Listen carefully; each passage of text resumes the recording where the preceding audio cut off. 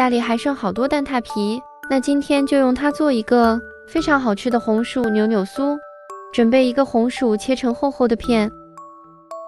放在蒸屉里边上锅蒸15分钟左右。蒸好后放在大碗里，根据自己的口味添加适量的白糖。如果红薯足够甜，也可以不用加，压成泥备用。冷冻的蛋挞皮一定要提前拿出来化冻。我用了6个，直接给它团成团，用擀面杖使劲擀，要反复折叠，多擀几次，这样面团的表面才会变得比较光滑。给它擀成一个薄薄的长方形，这时候的边缘是不太整齐的，那就把它放在油纸上，把油纸的边缘都要折齐，再用擀面杖把留有空隙的地方给它擀匀，这样它的边缘就会特别的整齐了。厚度大概是2毫米，再从表面涂上一层红薯泥，或者是放红豆沙馅，或者其他的也是可以的。涂均匀后，对着边缘要全部对齐，再用刀给它切成宽1厘米的条。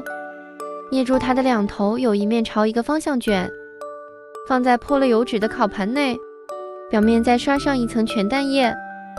最后再从每个的表面撒上一点白芝麻，没有也可以，不用放烤箱上下火180度，提前预热10分钟，放在中层烤20分钟左右，红薯扭扭酥也就做好了。